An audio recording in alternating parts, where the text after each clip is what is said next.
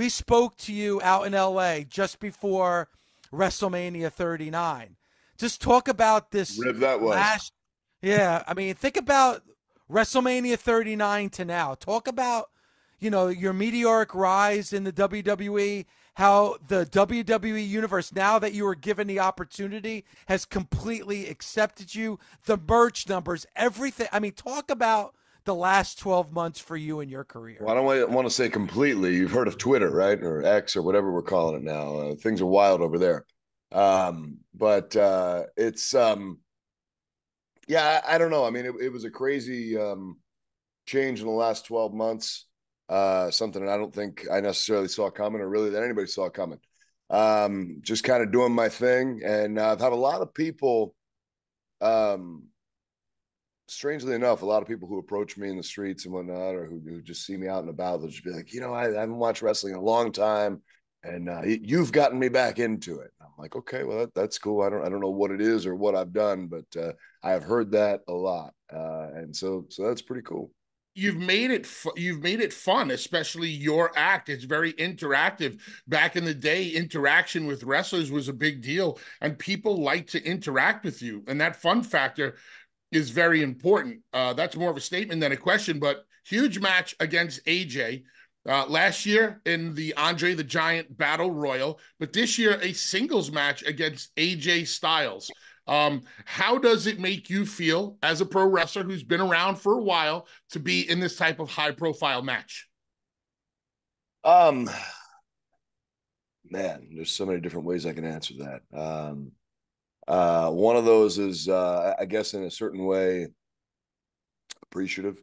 I guess in a certain way, also feeling vindicated, and in a certain way, feeling like it's long overdue. So, in this regard, at the same time, I also have to consider maybe it's the exact right time. So to have this happen, and the way it's happened, and the way everything's come about in the last year, leading right into this. Yeah, I mean, look, a lot of people are like, oh, it should be for a championship and should be this and should be that. Look, man, it is what it is, and you're talking about a hell of a spot to be in, and I'm not crying about it. So it's especially considering from a year ago, and man, honestly, when I think about that, and I think about that trajectory, and I think about a year ago, I also think about a year from now, and who knows what that holds? Who knows? I could flatline and just everything dies, and I just am in the exact same spot, and who knows? Or it could just, shoot to the moon again. So, I don't know, and all I can do is, not focus on that and not worry about that, because if you do, I think a lot of stuff you end up maybe trying a little too hard and things like that. So I've had to catch myself at times. Because you want to stay hot, you want to stay fresh, but you don't want to be trying too hard, if that makes sense. You had said it before. We were talking earlier about the reason why you got over is you let the fans in. We were talking before about the yes movement, and then we're like, hey, we need to update this. That became you. And now if you think about it, you got Yeet, you got Cody. What do you want to talk about? We're all engaging the fans because for a long time we weren't allowed to.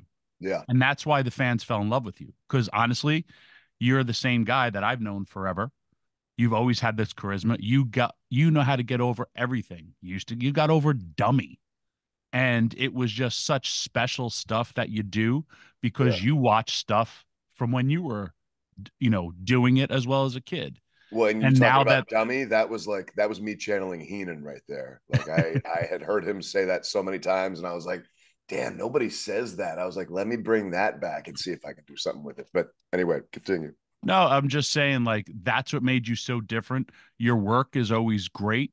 You're wrestling a guy who's great. That's why I think this is key for you and your continuing development, because, I mean, the fans love you. And once you have those fans loving you, there's never going to be stopping you. So, I mean, I look forward to this, and I look forward to, from someone who's known you for a long time, you having a moment.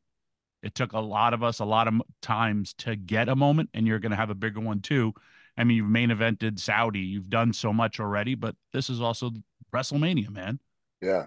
Yeah. Thank you for that. It's crazy to think about that, because now it's almost like I'm so used to looking over my shoulder, and I still am because I can't help it. It's just a reflex. But at the same time, it's like, In a weird way, it's like, all right, well, I'm in now. But even though I'm in, I still can't be like, all right, well, I've proven everything. I'm here and I'm good. There's still so much to do. And it's intangible in the sense of where I can't really explain all the things that there are to do, but there's still so much to do. If So that makes sense. do you feel like 100%. it makes sense to me and Tommy, but we do have an audience out there who it's got to make sense also to. Do you feel like you still have more eyes to open? I think that never ends. And whether that's internally or externally, as far as people who are in the business or outside of it.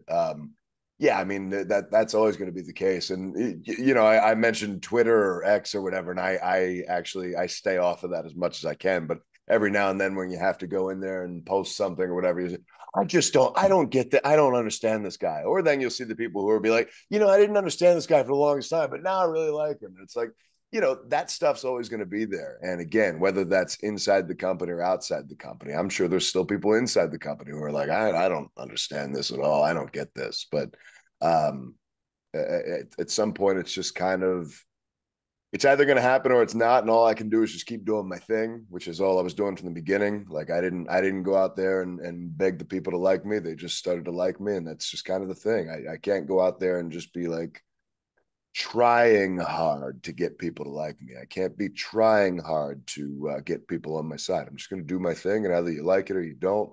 And so far, it seems like the majority do. So we're going to roll with that. When you say LA, when you say trying hard, do you mean trying too hard with the fans to get them to like you? Yes. Have you been accused? Oh no. I don't want to load. No, not at all. But okay. but I know that there's been points in time where I'm just like, all right, well, maybe I need to do this, and I'll catch myself. And honestly, in all seriousness, I just remember it's a Kanye lyric: when you try hard is when you die hard. And for some reason, that just sticks in my head, where I'm just like, all right, well, if generally in life, you know people in your life who like they try too hard to get people to like them, and that they're well in intentions. They're I'm sorry, they're well meaning. They have good intentions and things like that. But at the same time, you're just kind of like, all right, bud, just slow down. You don't need to do that. You're coming off as corny, cheesy, this, that, whatever. So I think it's just along those lines of where like I need to obviously put in effort, but I don't want to try hard, if that makes sense. This may sound like a silly question, but are you having fun? I try. That's the key. Sometimes yes, and sometimes no. It's tough because again, you talk about for the vast majority of my career, having to prove why I belong, and being told that I don't. And so for so long, it's kind of just me trying to push up against that. And I think I'm so used to that now, where it's just kind of more of a grind and more work than it is like fun and enjoyment. But I will say, I think as of late, and I don't know if it's just the locker room environment or what, but I have been having more fun as far as just like hanging with the boys and stuff like that. Cause a lot of times I kind of stay as an island unto myself. But I've been opening myself up more to that. No, the reason I bring this up, because you've been on this show many times, and we always appreciate when you take the time to come on. I would have to think, man, this is what you dream about, right? You're in the WWE. You have a match at WrestleMania. You're in there with AJ Styles, where really is the modern day Mr. WrestleMania. When you look at the last 7 or 8 WrestleManias, he steals the show. You've worked your ass off to get here. I would hope that you are having some kind of enjoyment being in this position, because like you bring up Twitter, who cares about Twitter? Because I deleted it off my phone. Yeah, because you're going out there and you're having 15,000 fans repeating your catchphrases. 100%. Like, who cares about like the one moron who doesn't get it on social media when you have 15,000 people cheering for you? Like, you gotta put this in perspective, no? Yeah, the only problem Come on, is, man! Like, you're here. It's WrestleMania. Come on. Yeah, it takes me a moment to kind of step out of it, I have to like consciously do it. And what I mean is like there might be a time where I'm walking out of the building and it's like I just finished doing my match. And I'm like, that kind of sucked. That could have been better or whatever. And then I come out and there's a whole gaggle of people out there like, they want pictures, they want autographs and stuff. And I'm like, you know what? Maybe it is all right. Maybe everything is pretty good. Maybe it is. This is the life in a certain sense. So there are times when I could step out of myself like that and do that. But I think more times than not, I'm just wound tight. I'll go ahead and say it. I'm a tightly wound kind of guy, and that's just habit. It's just years and years of doing this, and maybe it's me being jaded. I don't know, but so I'm just kind of I'm going through it to the best of my ability and having as good a time as I can when I can. Number one, I got a great idea, and I'm going to text you later it because it's going to be awesome. For me, I remember leaving WWE. I have to go and wrestle AJ Styles, and I know he's better than me. And it was nervous for me because you're in the ring with someone who face of many companies, and he's really, really good. Now you're going to face this person at WrestleMania. Your thoughts of your opponent? He is really, really good. He's been everywhere. He's done everything. And for me, I mean, you're looking at two very different styles. And to put those together, look, who knows how it's going to come out, but I'm pretty sure it's going to come out. I don't see how it doesn't come out good. You're going to have 60,000 people chanting your name and also going, it's going to be a great night. He might be a really great wrestler, but you're a really entertaining performer.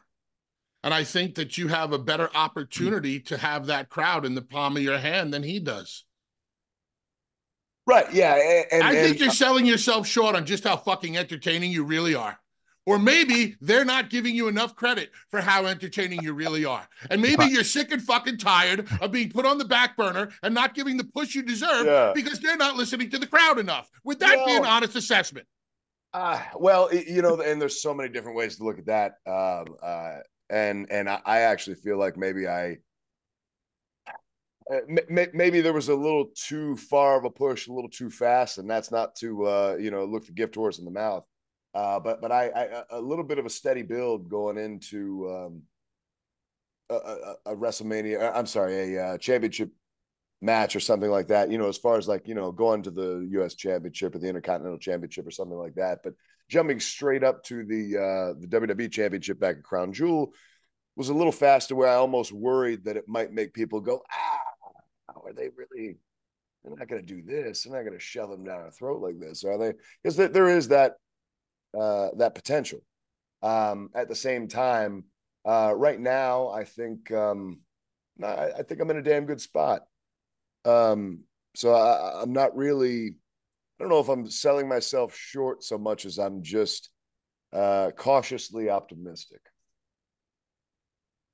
Let me ask you this.